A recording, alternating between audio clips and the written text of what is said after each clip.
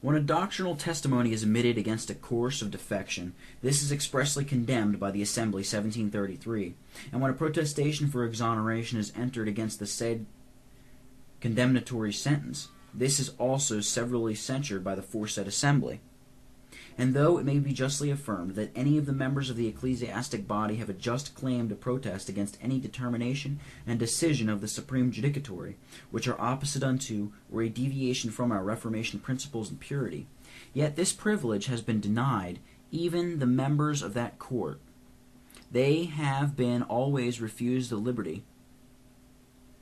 of having their dissents recorded, except in 2 cases anon 1737. And it does not appear to be the judgment of that Assembly that dissents with the reasons of them should be recorded in regard they instructed their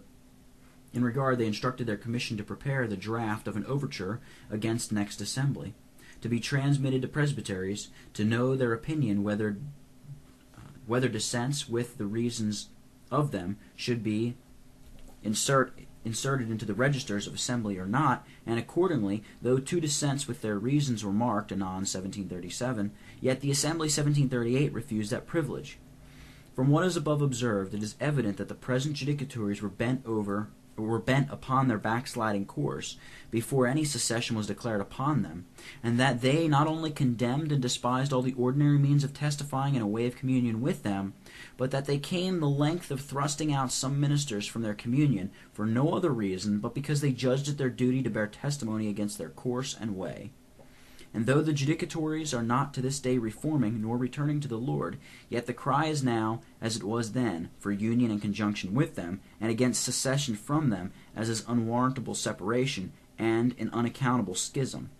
I must therefore also observe from the foresaid narrative that though there was no secession stated till by the overruling and adorable providence of God, some ministers were thrust out by the judicatories themselves. Yet I humbly judge there was too much ground given for secession before that event, as for instance when the Assembly 1729 kept in ministerial and Christian communion with them, one who had derogated from the essential glory of the Son of God, and who had continued to vent and teach several other gross and dangerous errors, especially when the 2 following assemblies, though dealt with for that end, refused an act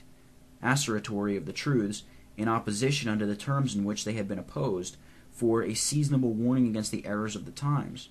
As also I judge that the grounds of secession were yet more enlarged when the Assembly 1732 refused to give a hearing to so many church members who represented their grievances to them and petitioned for redress. And yet more when the Assembly 1733 condemned a doctrinal testimony for truth and sentenced some ministers to censure for protesting their just rights and privileges. After all, when the secession was not declared, till some ministers were thrust out from their communion merely for contending against a course of defection, it is a manifest evidence that they have not been precipitate nor rash in their secession. When they have not gone out with haste, neither have they gone out by flight.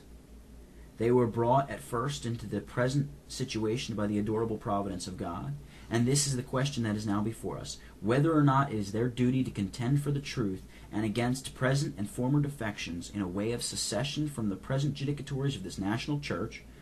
or, which is the same thing, whether or not it is their duty to continue to testify against a course of defection in the present situation into which they have been brought by the holy and wise providence of God, and consequently, whether or not it is the duty of such brethren in the ministry and of professors through the land who desire to cleave to Scotland's covenanted Reformation to join hands with them in the foresaid testimony and manner of testifying.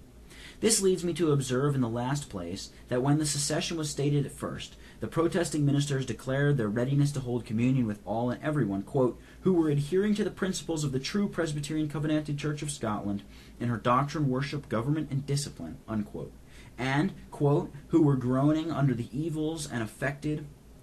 with the grievances complained of, and in their several spheres were wrestling against the same, unquote.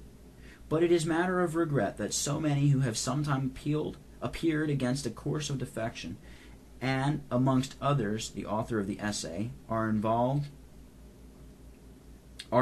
themselves in the sins of the judicatories, either by justifying or extenuating their defections, or by their continuing in conjunction with them, though they are still going on in a course of backsliding and refuse to be reclaimed, whereby the door of communion with them is more and more shut. But I proceed to consider more particularly the state of the question and the reasons and grounds of our present secession, which I hope will be found to be warranted by the Word of God and the acts and constitutions of the Church of Scotland agreeable thereto.